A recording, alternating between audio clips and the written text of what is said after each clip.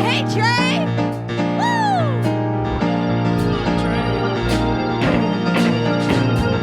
Everybody get up on your feet.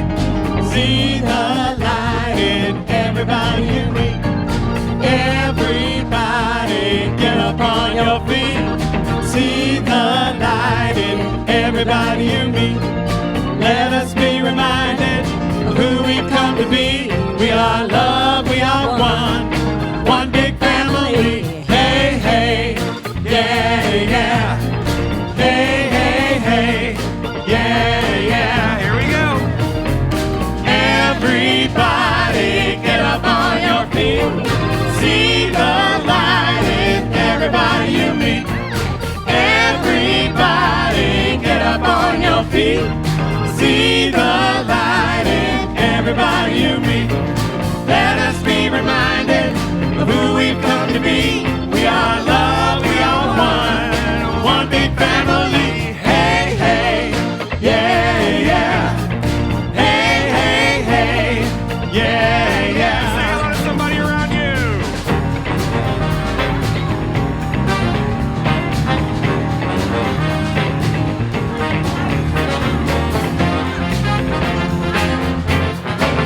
Here we go. Everybody get up on your feet. See the light in everybody you meet. Everybody get up on your feet. See the light in everybody you meet. Let us be reminded of who we've come to be. We are love, we are one big family. Hey, hey, yeah, yeah. Hey, hey, hey, yeah, yeah. Hey, hey, hey.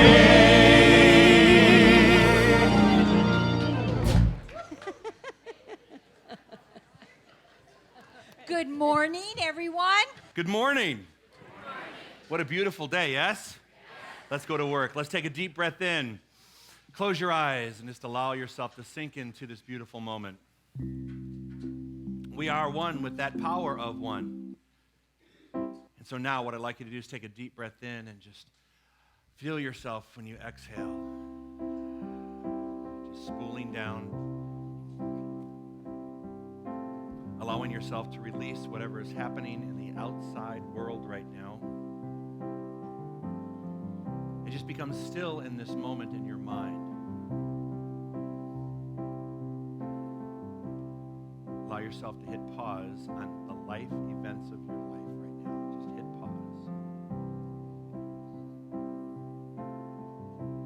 We're going to open up a space for something new to happen in your world today. We can only do that if we can stop the spinning of thoughts in your mind, slow them down, and bring them to a close just long enough to become open and receptive to a new idea.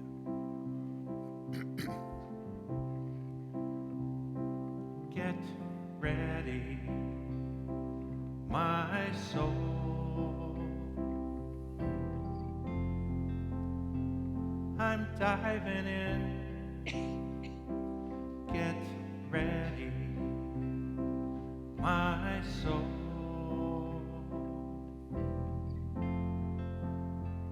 I'm diving in to the deepest kind of love, to a sweeter kind of life. Get ready, my soul.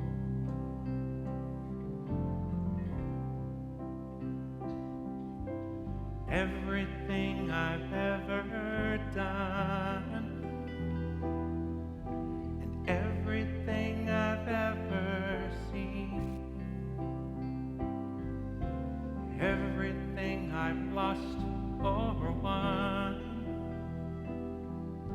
and everything I've ever dreamed has brought me here to this present moment here, to a new beginning here. am seeing life so clearly now. Please join me. Get ready, my soul.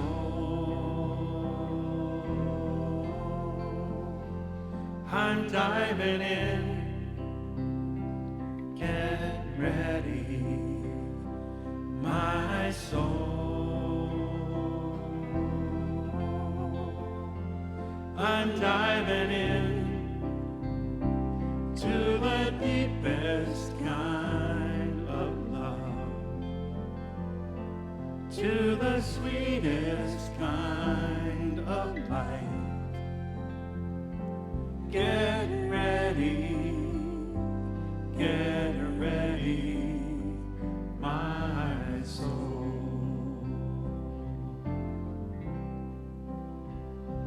Get ready, my soul.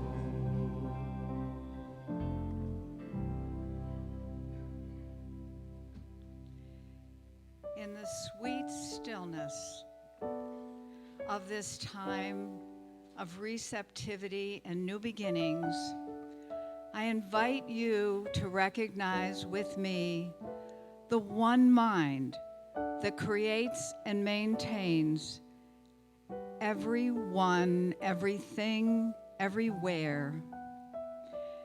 Feel it pour itself into you, its beloved creation. One with this infinite giver, God.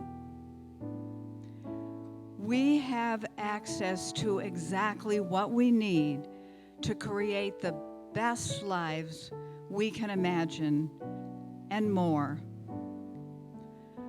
So I affirm with full faith and joyous expectancy that each of us is a grateful receiver and a generous recirculator of God's good. We honor our Creator and its creation by honoring our entire being, body, mind, and spirit, and our environment as a sacred temple of the I Am as us.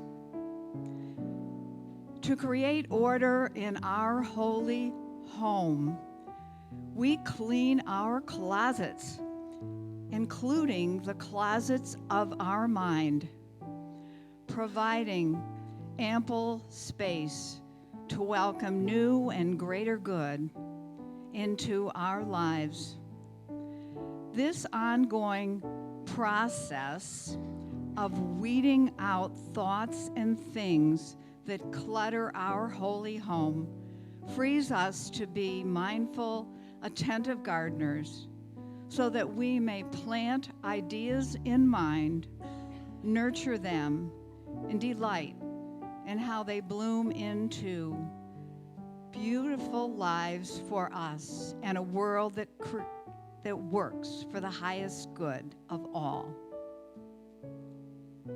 Gratefully accepting the free flow of God's glorious good that mind has in mind for this spiritual center, for you, for me, for every godling and God thing within the reach of my voice and beyond, including the great beyond, I release this prayer to God's mighty work and ask you to affirm with me, and so it is.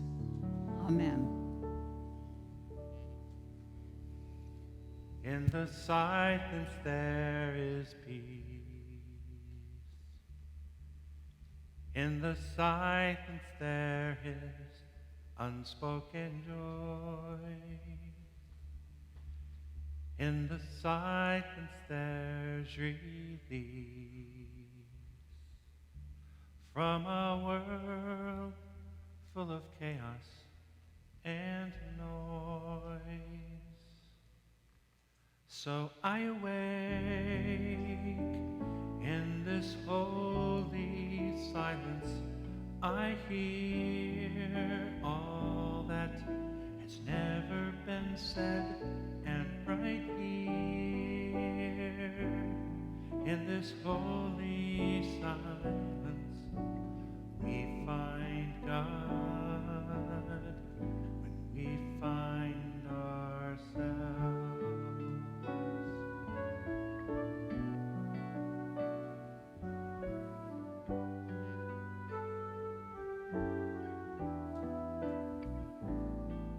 In the silence there is peace.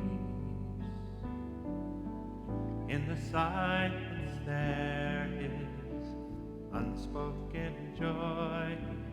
In the silence there's release from a world full of chaos and noise. So we awake in this holy silence. We hear all that needs to be said, and right here in this holy silence we find God when we find ourselves.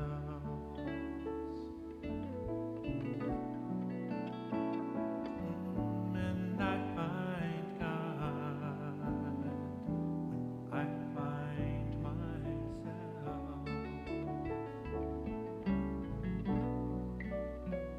And you find God when you find yourself.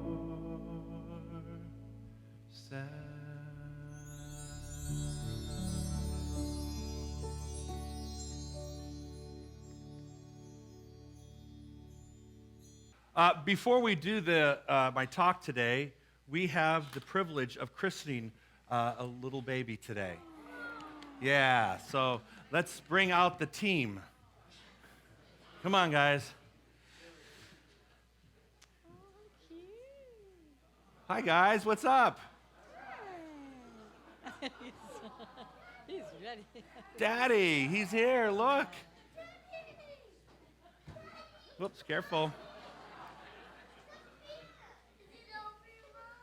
Is it over? Not yet, baby. But I'm going to go as fast as we can, I promise. Okay, Jacob? Jacob, come here, babe.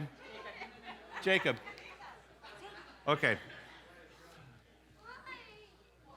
Here we go. You know what? Here's what I want to do. We're going to do something a little bit different this time. Mom and Dad, you know what? You can sit right there, Jacob. It's okay if you don't want to hang out. We know you're there. Come on over here, Mom and Dad. I'll stand the two of you right here. All right? And then, you'll go over here and you go over here. You got a basketball team for a family, man. This is great. Right here. I want you to be right here next to your mom. Okay? Back up a little bit. All right? All right. Cool. See, we knew that. Only a matter of time. Hold on. Here you go. Will you hang on to that for me, Jacob? Yeah, something to do. Jared, here we go. Sophia, Chloe, here you go. You take that for me? Take that for me? All right. The adults get bigger ones later, okay? We're going to do one thing. So, in our teaching, a christening is about bringing and allowing ourselves to be publicly aware that this child is the God experience, made in the image and likeness of God. And so in this moment, I want to read something to the parents that have obviously dedicated their lives to raising such beautiful children. And I know that you do this already, but it's just to confirm it, okay? Here we go. As I raise my child in consciousness, I finger paint more and point my finger less. I do less correcting and more connecting. I take my eyes off my watch and watch with my eyes. I care to know less and know to care more. I take more hikes and fly more kites. I stop playing serious and seriously play. I run through more fields and gaze at more stars. I do more hugging and less tugging. I am firm less often and affirm much more. I build self-esteem first and the house later. I teach less about the power of love and more about the love of power and more about the power of love. In presenting this child for christening, you acknowledge your faith in the unity with God. You're aware that within yourselves you are immersed, Mom over here, in the Spirit of God, and that this beautiful child is a beautiful demonstration of your love, and your whole family is. And that's why I wanted to give all the kids a rose today, because you guys are welcoming her and the family in a really unique way today, okay? So, come on over here, Adeline.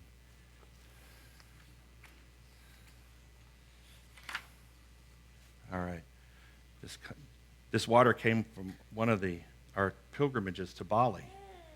Oh, I know. And you haven't had a nap yet, okay? We're totally cool with that. We're totally cool with that, okay?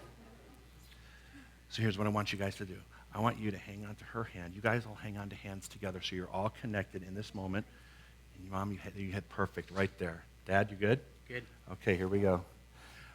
I christen you in the name of the Father. It's okay. Which means I christen you in the name of the power that created you, okay? And we christen you in the name of what we call the Son, which is, we'll imitate it, which is the Son, which is the divine sonship, because you know what? You are a child of God. And we christen you in the Holy Spirit, which is the creativity that brought this wonderful family together. So I christen you Adeline Jolene Zahn. Here you go, baby. Can you take this for me? There you go. You're part of the garden. Look at that. Welcome to your garden of your family. Congratulations, Mom and Dad. Thank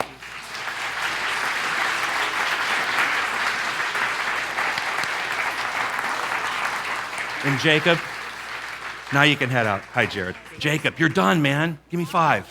Done. Go. Go. Play. Have fun. Honey, you got your hands full. Woo! God bless you. Bless you. All right, we're continuing our year-long series about building a world that works for everyone. And today we're going to talk about personal responsibility and spiritual guidance. And today this talk was called What's Mine to Do, but I wanted to put what is mind, capital M, meaning what is God mine to do.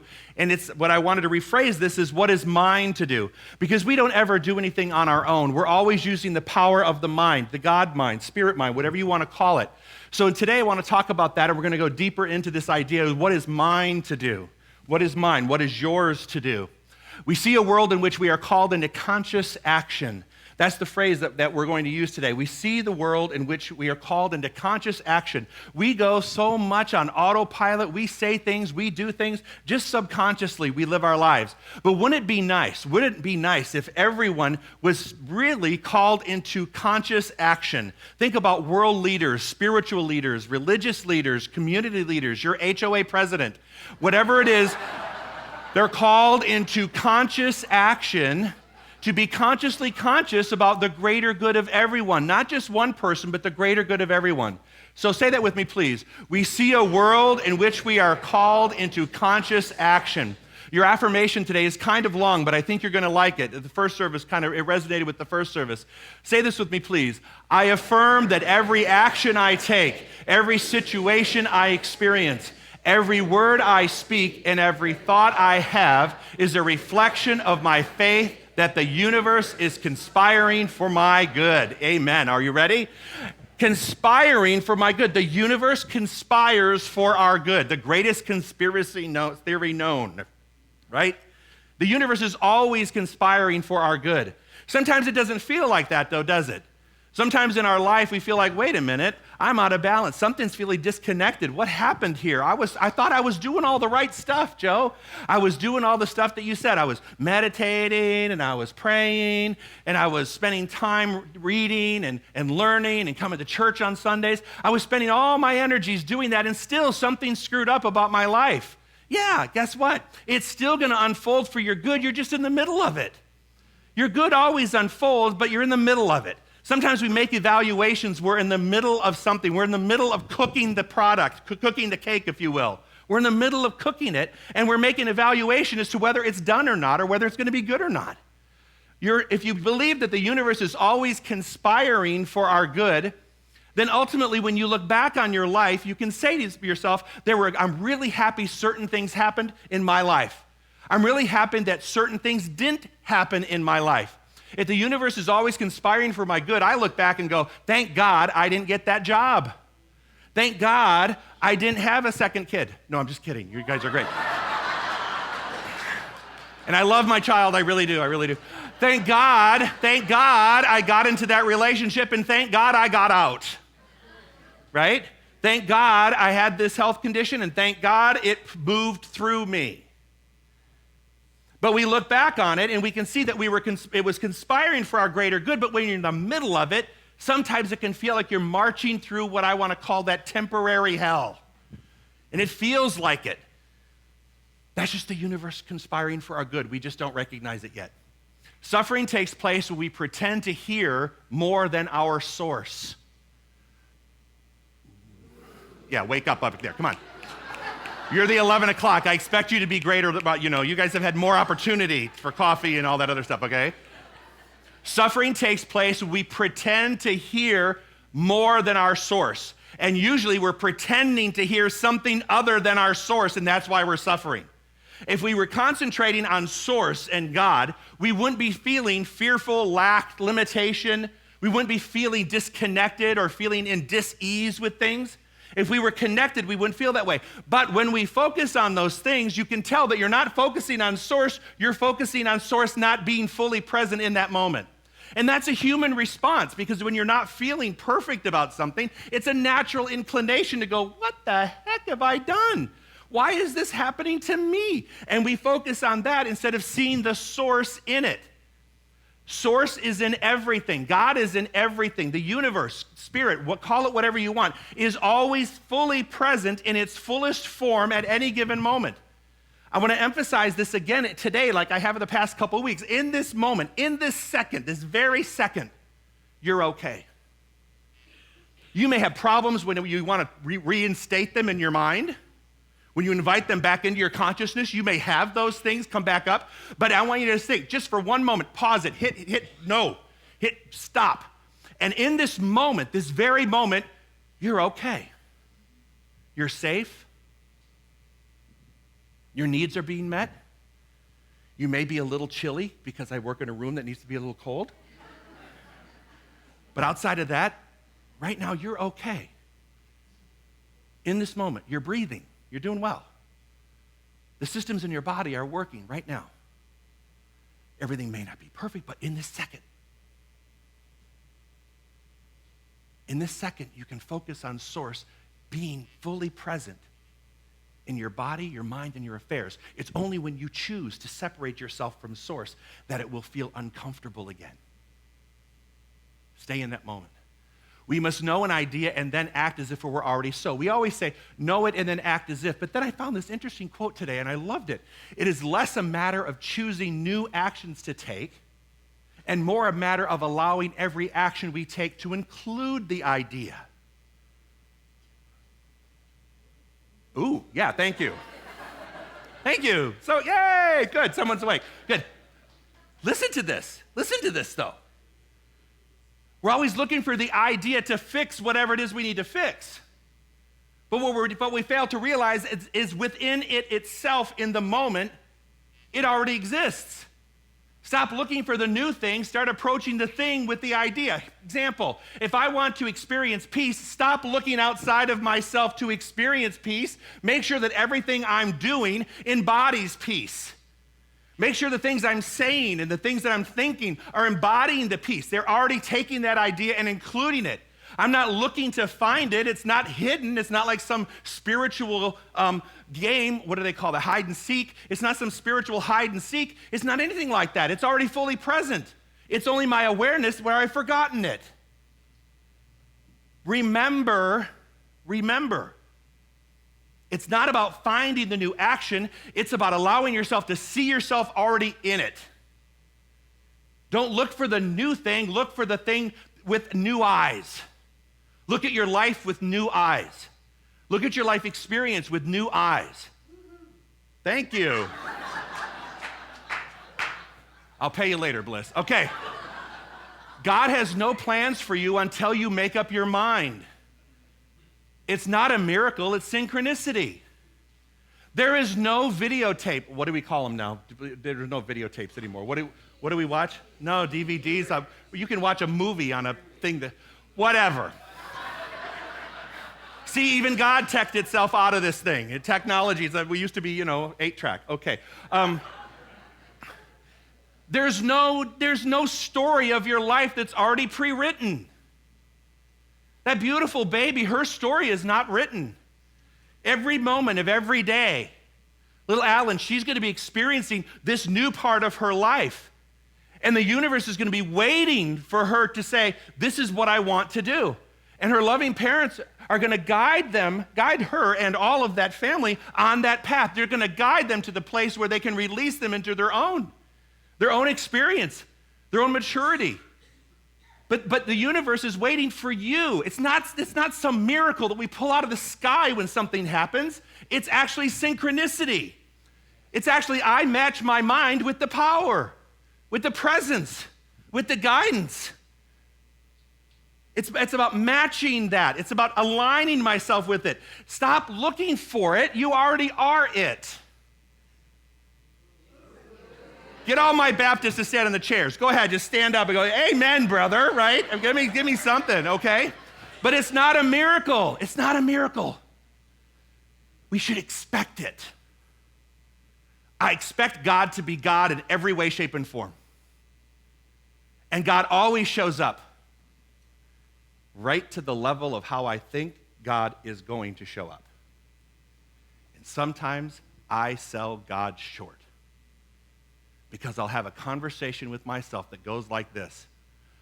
I have an idea that I want to do something, and then I say, well, what's the worst thing that could happen? And then I wonder why those things happen. Hello? That's what we say to ourselves. If you have this idea, don't automatically go to, well, what's the worst thing that could happen? Or I know I'm going to have to jump through this hoop and that hoop and this hoop and that hoop. Align yourself. That doesn't mean that doesn't mean you're going to sail across it. But it just means that you're not looking at the challenge part of it. You're looking at the vision of it and walking into the vision. You're allowing your vision to pull you that way instead of being pushed by the problems that come in the way. Say that with me, please. Affirm that every action I take, every situation I experience, every word I speak, and every thought I have is a reflection of my faith that the universe is conspiring for my good. Every action, every situation, every person, every word, every thought is part of this conspiracy for your good. It's part of this conspiring of the universe. Every person, even the people that you don't like, even the situations that are uncomfortable, they're all part of a logical and sequential order of your good unfolding to the level of belief that you've created for yourself about that good.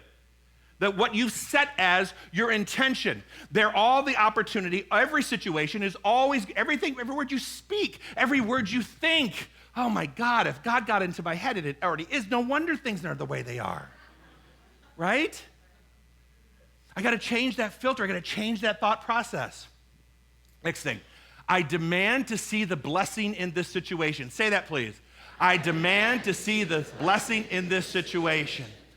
Whenever you're coming up on something, no matter what it is, say to yourself, I demand to see the blessing in this situation.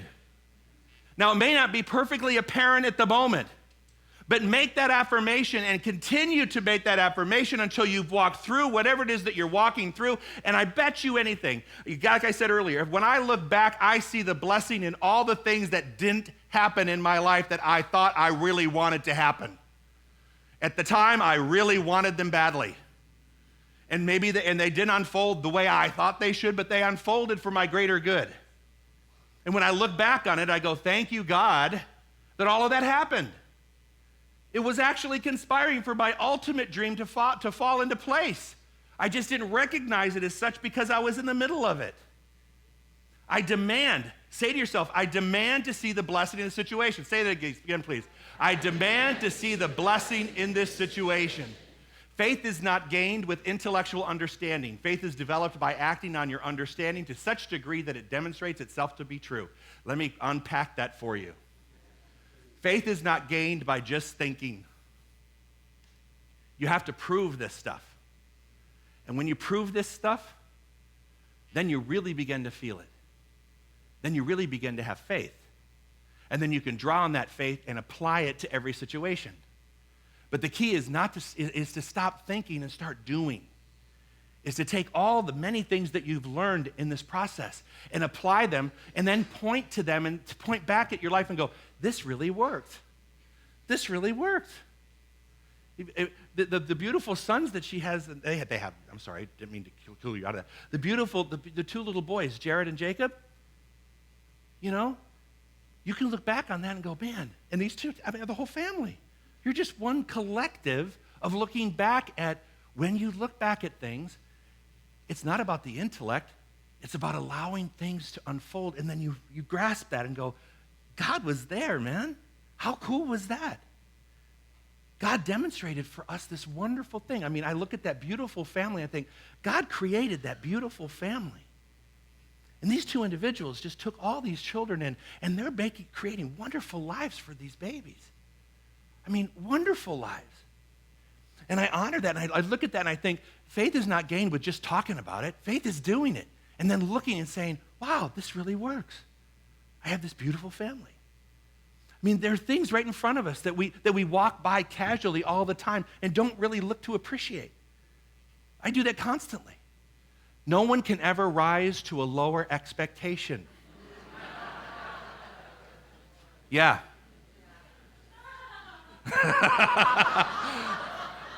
There we go. Flew all the way through. Love that. What we do is this. When we set our sights on something, and we're doing our spiritual work around it, and something falls short, what we'll do is we'll collapse the dream to meet the outside appearance. And as soon as I collapse the dream to meet the outside appearance, what I've done is I've lowered my expectation of what's going to happen. We collapse our dreams when the outside appearance doesn't meet level of expectation at a given point in time in our life. So we set a clock and say it has to happen at this time.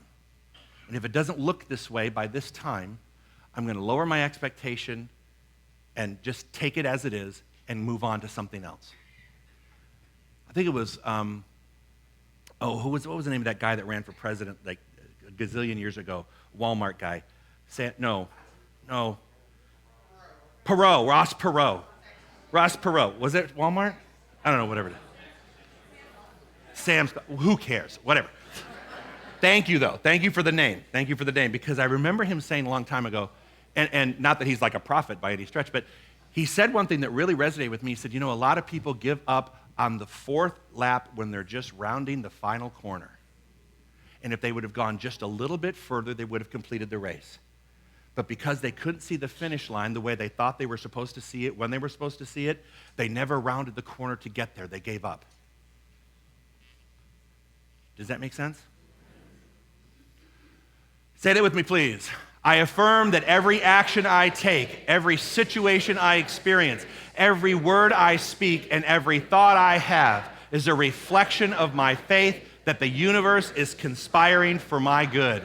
Remember, if you fear something, it simply means that you don't believe that source exists in it. When you fear something, what you're saying is God isn't there. Spirit isn't there. Source isn't there.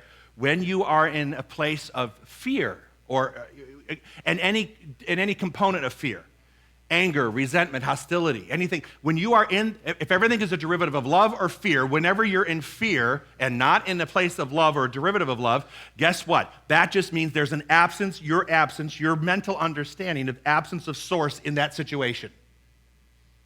And that's like saying God doesn't exist in this moment. Are you following that? So be really clear that when you enter into that place of fear, what you're actually doing is you're actually edging God out. You're pushing God out. Instead of saying, God exists, I demand to see the blessing in the situation, what we're doing is we're edging God out. If you fear something, it simply means that you don't believe that source is in it. Next thing, ignorance isn't stupidity, it's ignoring. I know that sounds really strange. Why would I say that? Because it's not about ignorance. A lot of times we know that we know, but we're not willing to do it, because if I have to do it, then I have to change. I have to recognize that, oh my God, it's going to require me. When I have this knowledge of this fact that I need to change this because I'm fear-based, I don't see source in it. Once I see source in it, that means I have to change what I'm talking about. It has to change how I'm looking at it. It has to change my behavior. And I have to change. I've got to do something differently. If I don't do something differently, I'm just going to keep recreating the same thing. So I'm going to have to do that differently. And so a lot of times we just ignore it, like it doesn't exist. Even though we know that we know, we ignore it because ignoring it doesn't require us to do anything. If I ignore it, I can just stay the same. And I can still have the same story. And I can still say I'm trying, but I'm not doing.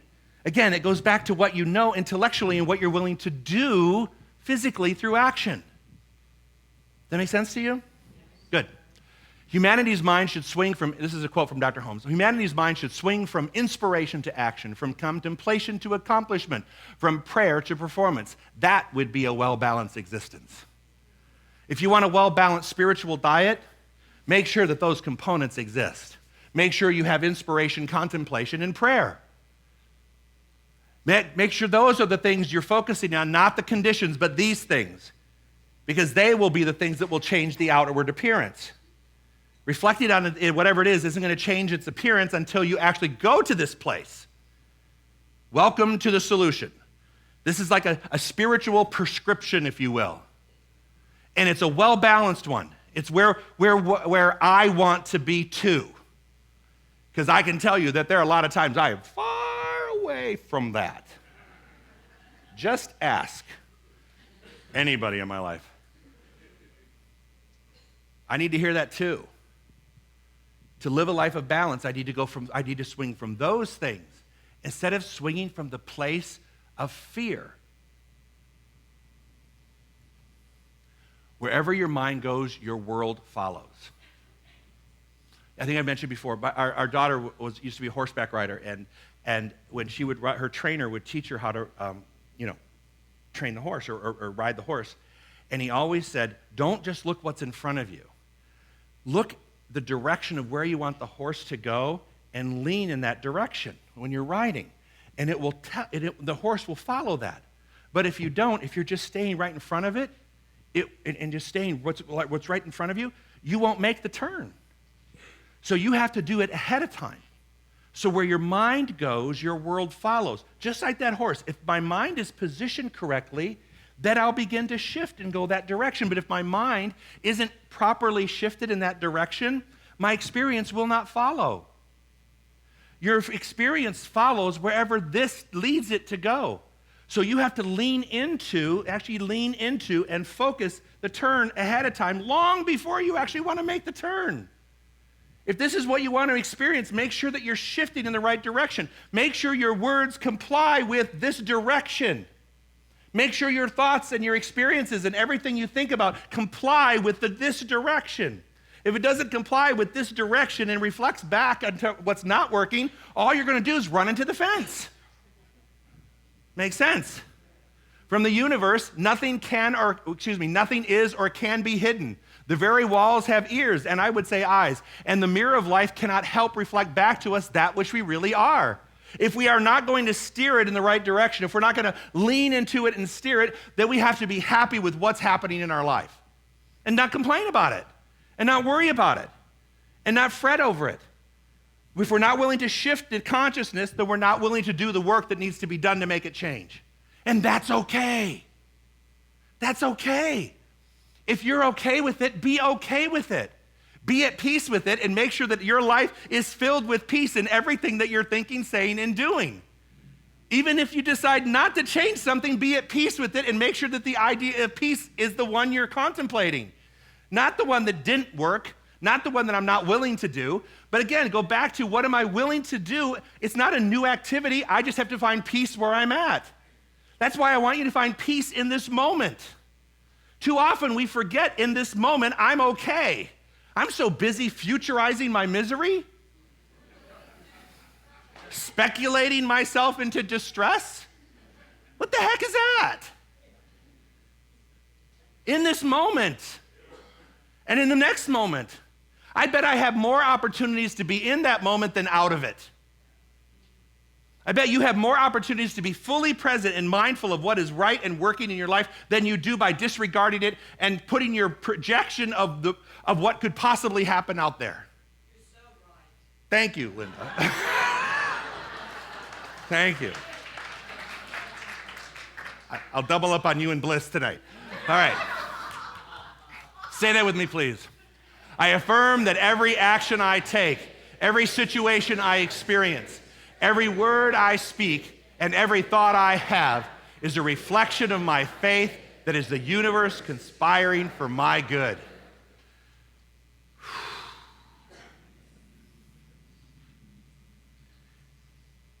If you want to lean into a truth, that's a spiritual truth.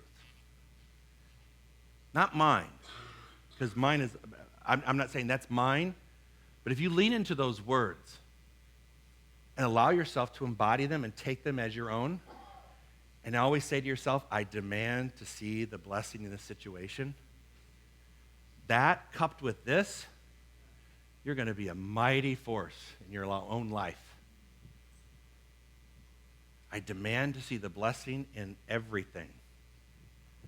And I affirm that in every action I take, every situation I experience, every word I speak, every thought I have is a reflection of the faith that I have that the universe is conspiring for my good, our good, collective good. There is no God up there in a chair, a big chair with a big beard and a big staff and a clipboard with your name on it. That kind of God, I left that idea a long time ago. Because that kind of God is one that judges and that has check marks when I'm good and erase marks, or check marks when I'm bad and erase marks when I'm good. That's not what I believe anymore.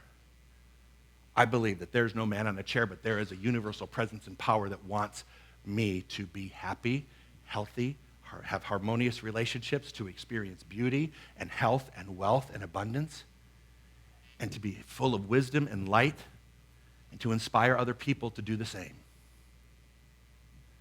In every situation, every action, every word, every thought, every experience is all about the universe creating your good. And so ends your lesson. Thank you.